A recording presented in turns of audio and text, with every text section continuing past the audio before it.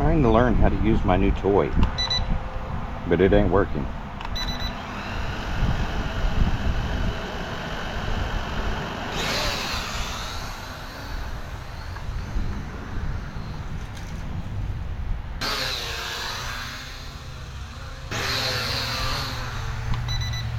It's supposed to have speed settings, and I can't figure out which one's which.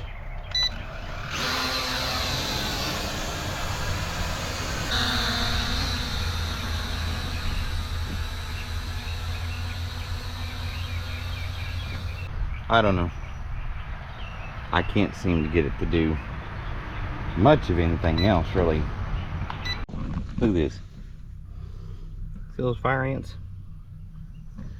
This part of the country, you can set nothing down for any period of time, and it's ate up with fire ants. The old primer bulb was cracked, and I was going to replace it. Maybe not. While those are dissipating, I have something else I'm going to attempt. You like my grass? That's sorghum Sudan. Well, I mean, anytime you do an experiment, you have to have a control, right? Well, I told you before that we had another project underway, and it's slowly but surely getting there. Eventually, I'll explain what this is all about.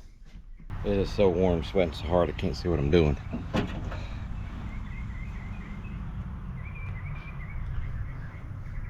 Now that didn't work.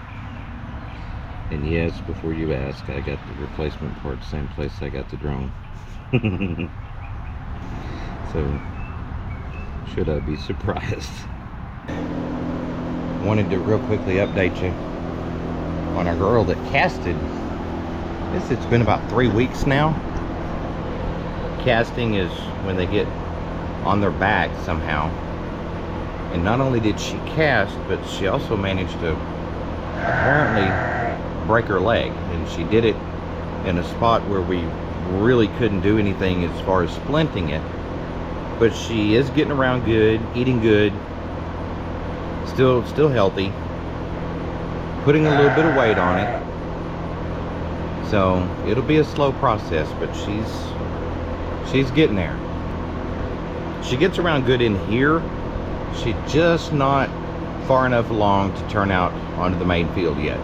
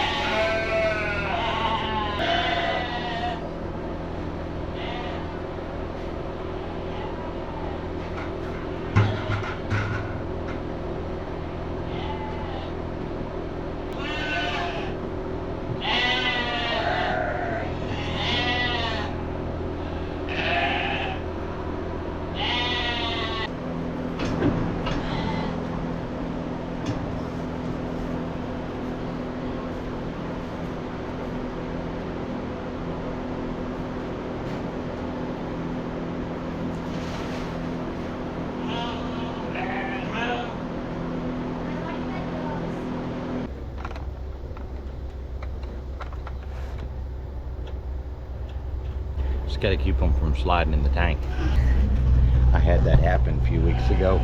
There's so many holes in the tank that one of the buckets slid off and went inside. Fortunately, it didn't spill, but it was just bobbing around in there like a big fish bobber. Took me a little bit to get it out.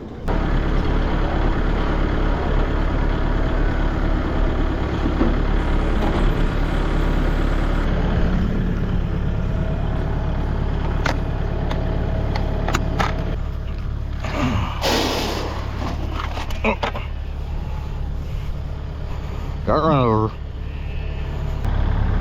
Huh? What's up? What's up?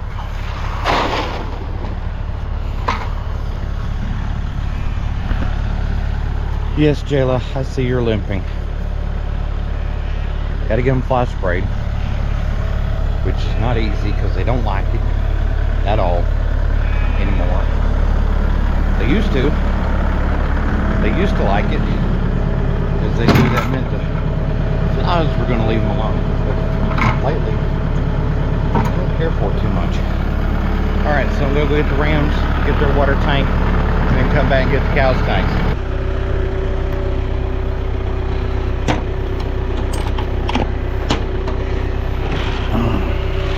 This time of evening, the horse flies start coming out.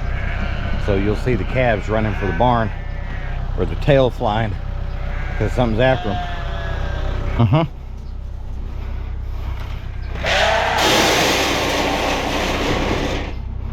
Hey.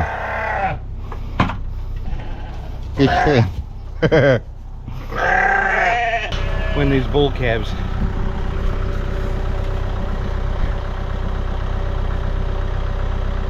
what, do you think that plant's gonna hide you from the flies?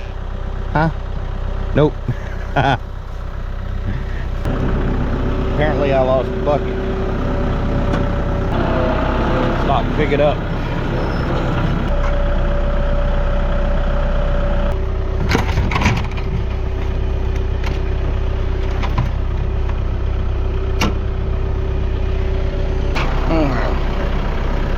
Maybe if we hurry up, I can get these water tanks finished and get to the house before that rolls in. Well, it is the 4th of July, and I know you'll be seeing this after the 4th, so I hope you had a wonderful day. Had a wonderful day at the farmers market today on the 4th. Lots of people showed up, and it was absolutely fantastic with the breads and the fresh meat. Everybody seemed to really enjoy the market this morning.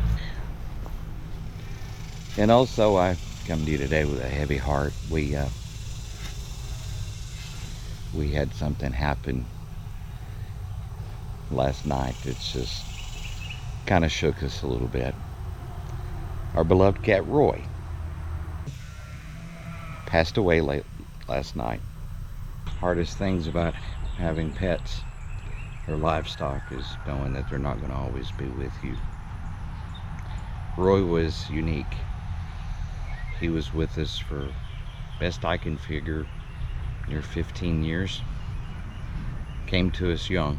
He chose us. We didn't pick him.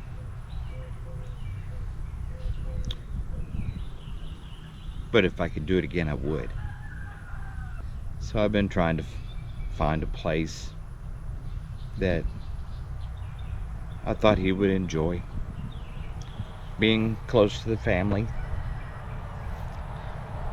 close to the sheep, and some of his favorite flower bushes and rose bushes. He used to lay under the bushes here, and he'd watch the sheep, and when they were in bloom he would lay there and look at the flowers. I can't think of a real better place.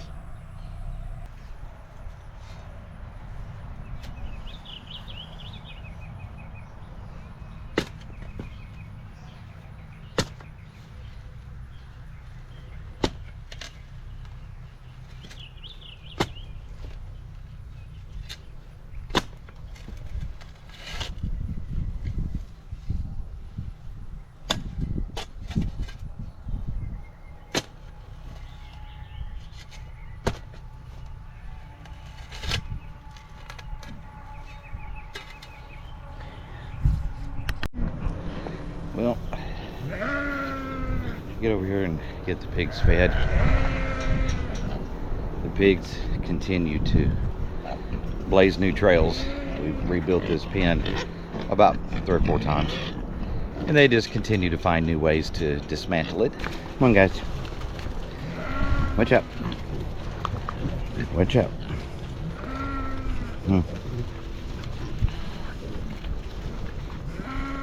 This is our current weaning pen that they're already about to outgrow. Have to get it expanded on that way.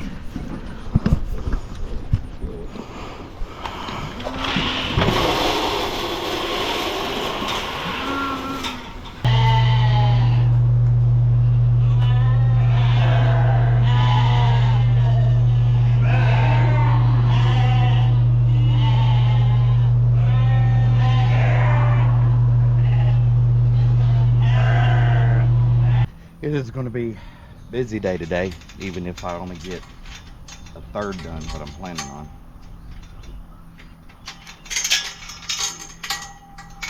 I know by video timeline it seems like we just opened up this backfield for the sheep and moved them back there, but in all actuality it's been probably close to 3 weeks. So it's now time to open back up the next field, because it had been a while since they'd been over there, so there was quite a bit in there for them to chew on. Well, here's all the cows are up here, like going, it's 100 degrees, we're hot, we're gonna stay right here. I don't blame you. They already have a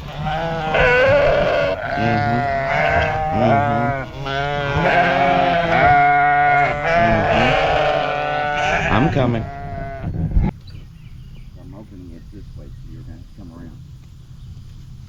You're gonna have to come around.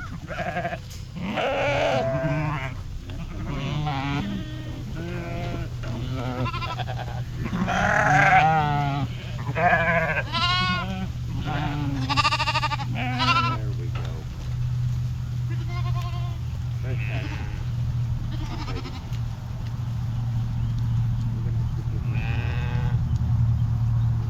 All right. So, fresh pasture for them. Step one. So we close up the access to this backfield again. I really need to get, we've talked about spraying before and how I really am leery of spraying when it gets really hot and dry, because you get into a drought situation, the spraying that you're trying to do to control weeds can actually kill all the good stuff too, if it's stressed already from lack of rain. So my intent was to spray this morning, but unfortunately it's been getting a little too windy, and if I were in a cab tractor it wouldn't be that big a deal, but being in an open station tractor, it is just concerning, because that stuff's pretty intense when you spray it out, when it's concentrated like that. It's kind of like a double sort coming up. We've got to get babies weaned off mama, get mamas moved out. We've got to sort off rams, and they'll be moving into here once I have this all cleaned up. And then the ewe lambs, I believe, are going to stay out on pasture for just a little bit longer, and then we'll start sorting through them of those that we're going to keep and those that we'll be selling. But first thing we got to do is get this mess cleaned up, and it is a mess. It's amazing the wear over the winter time when they're dry lighted.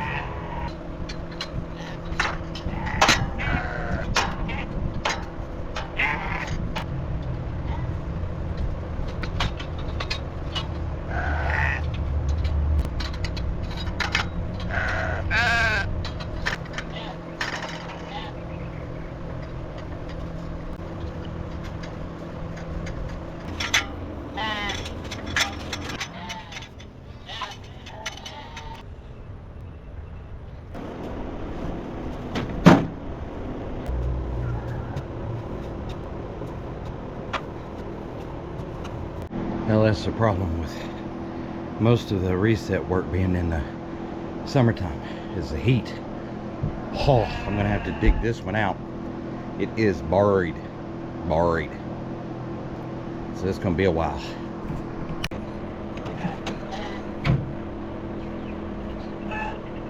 I'm gonna get on the tractor now, and I'm gonna go over and pick up the bucket, which is right up there, and then take that out there with me, so I don't have to keep going back and forth between the bucket and the forks.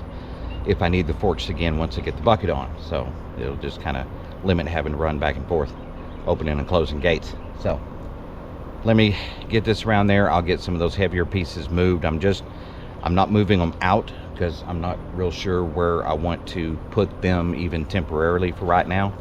So I'm just kind of getting them out of the way so I can start the cleanup process.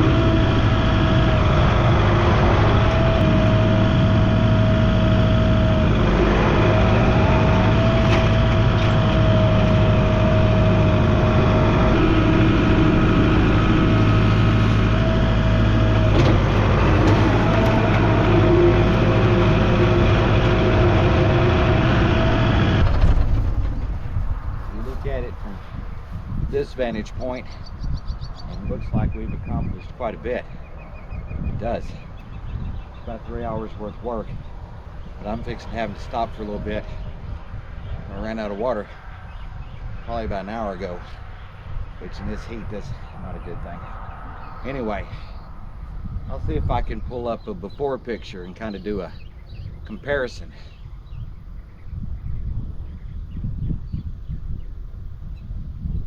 See, compared to that, it looks pretty good.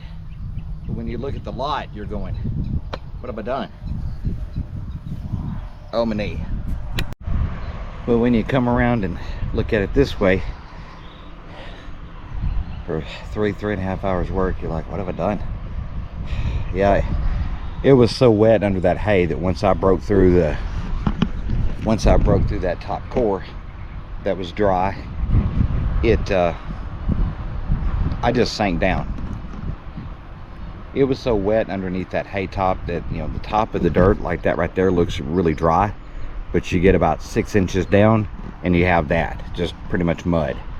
So my original plan of mainly just getting the shed cleaned out and then backing up and then pushing all this out didn't work, because it was a lot wetter underneath than I expected it to be. So now I really got a mess, but still got about 3.5 to 4 hours worth of work to do. But it's not happening right now. It's getting close to starting feeding time, and I gotta have a break.